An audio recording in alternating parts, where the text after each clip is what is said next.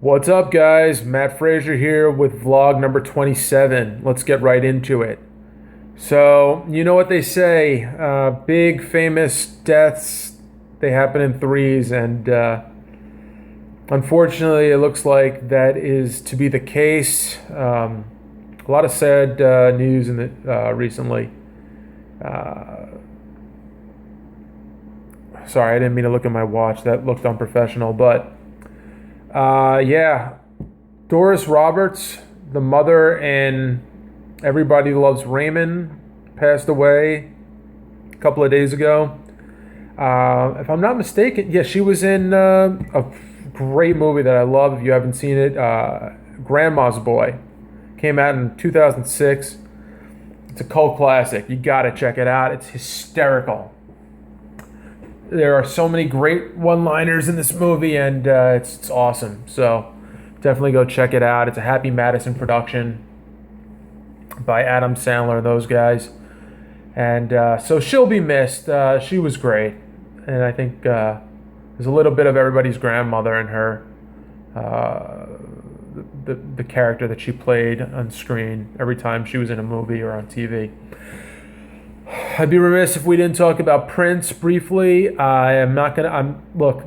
I was never a huge Prince guy. I don't own any of his albums, but he had some great pop hit songs, and the guy was a musical genius, just a talent.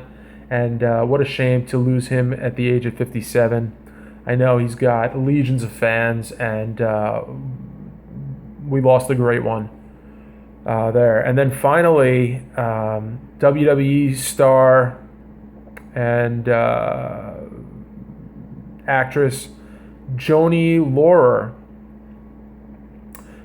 known to wrestling fans as China. And she was a hell of a performer. Physique was phenomenal. I mean, this woman was in great shape. I guess she had some demons or whatever you want to call it. People say demons, but issues with drugs and alcohol. And look, she had I think it's well documented, she had a broken heart too. I mean, she had a very bad breakup with WWE vice president of something or other, Triple H.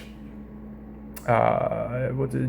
Paul Levesque is his real name, and he's going to be the future head of WWE once Vince McMahon leaves the throne. I'm sure he has something worked out with Shane McMahon, the son of Vince McMahon, and Stephanie McMahon, the daughter of Vince McMahon. But it's very sad. It's very sad that it did. It happened in threes again. And this week, we lost three great performers. So, thoughts and our condolences are with the families of those who have lost a loved one. And on that somber note, Pepsi Cola, 1893. I'm trying this stuff right now. See how it is. This is their ginger cola. It smells delicious.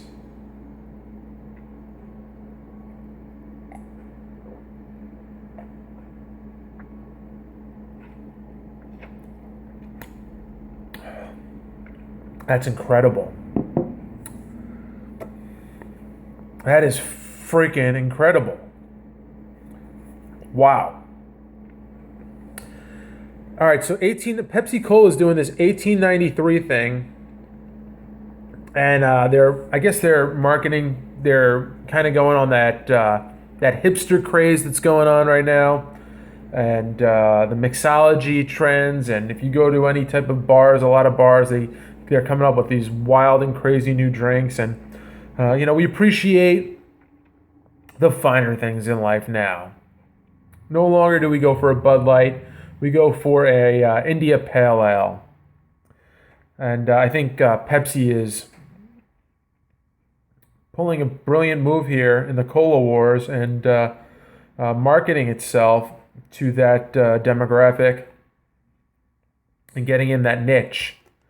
So 1893, this stuff is a cola nut. It's a boldly blended cola made with cola nut extract, real ginger, sparkling water, and real sugar. That's outstanding. That is really good stuff.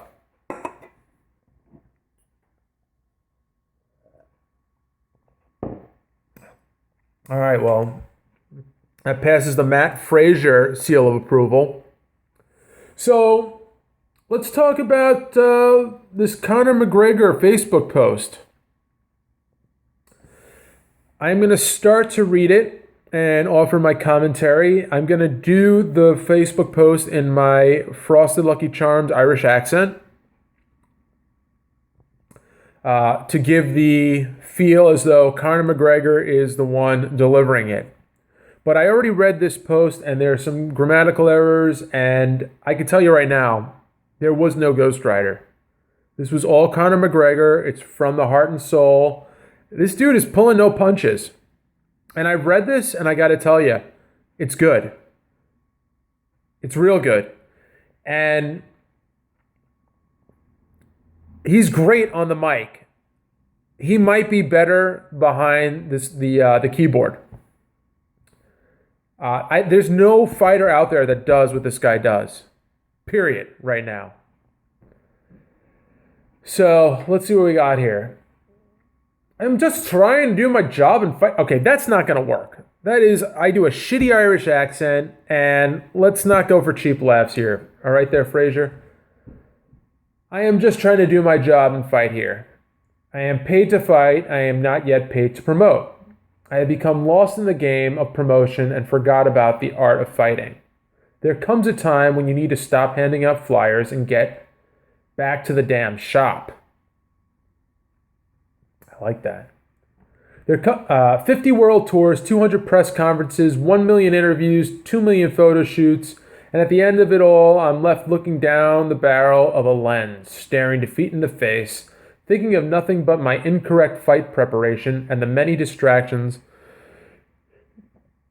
that led to this. Nothing else was going through my mind. It is time to go back and live the life that got me this life.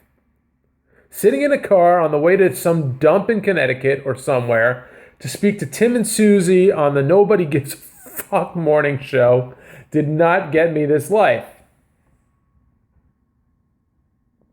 Talking to some lady that deep down doesn't give a fuck about what I'm doing, but just wants some sound bites so she can maybe get her little tight ass a nice raise. And I'm cool with that too. I've been giving you all raises, but I need to focus on me now. I'm coming for my revenge here. I flew an entire team to Portugal and to Iceland to make my adjustments in preparation and fix my errors I made with the weight and the cardio prep. With the right adjustments and the right focus, I will finish what I started in that last fight. Now, I watched that fight. I thought he looked good. Some people in the media say that he looked out of place, that he didn't look like the typical Conor McGregor. Well, I got news for you. The guy went traditionally from 145 pounds to 170 pounds in less than 10 days. That's not normal. Okay? My weight fluctuates. It doesn't fluctuate, 25, 30 pounds, within 10 days. So, yeah, maybe some things were out of place. Okay, let's see. I lost my place here. With the right adjustments, the right with the right adjustments, the right focus, I will finish what I started last fight. I will not do this if I'm back on the road. What the hell? Okay, here we go. We're back. I will always play the game and play it better than anybody, but just for this one where I am coming off a loss, I asked for some leeway where I can just train and focus. I did not shut down all media requests. I simply wanted a slight adjustment, but it was denied. There had been $10 million allocated for the promotion of this event, is what they told me. So as a gesture of goodwill, I went and not only saved them that $10 million in promotion money, I then went and tripled it for them, and all with one tweet. I imagine that he's probably right there. Keep that 10 million to promote the other bums that need it. My shows are good. I must isolate myself now. I am facing a taller, longer, and heavier man. I need to prepare correctly this time. Okay. And I'm not going to take sides here on this.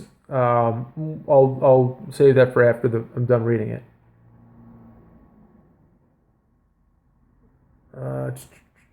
I cannot dance for you this time. It is time for the other monkeys to dance. I've danced us all the way here. Nate's little mush head looks good up on that stage these days. Stuff him in front of the camera for it. He came in with no shit to do last one. I'd already done press conferences, interviews, and shot the ads before RDA pulled out. RDA is Rafael Dos Anjos. That was the guy he was originally supposed to fight at the last UFC event.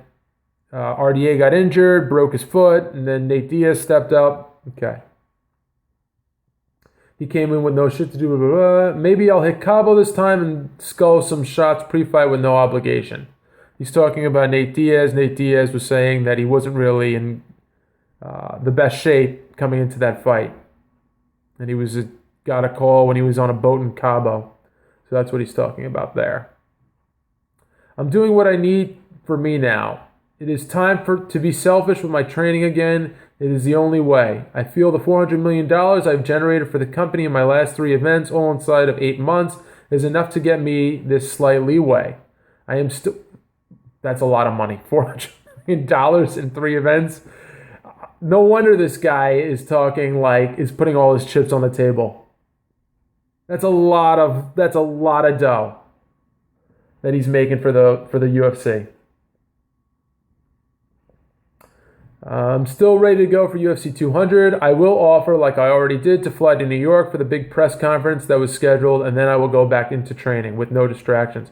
If this is not enough, or they feel that I have not deserved to sit this promotion run out this one time, well, then I don't know what to say. For the record, also, for USADA and UFC and my contract stipulations, I am not retired in all caps. Wow.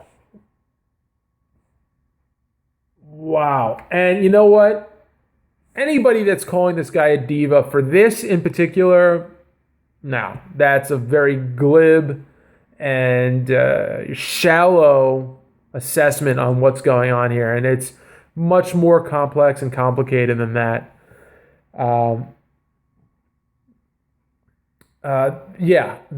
Both guys have an interesting point of view on the matter. UFC President Dana White and Conor McGregor here.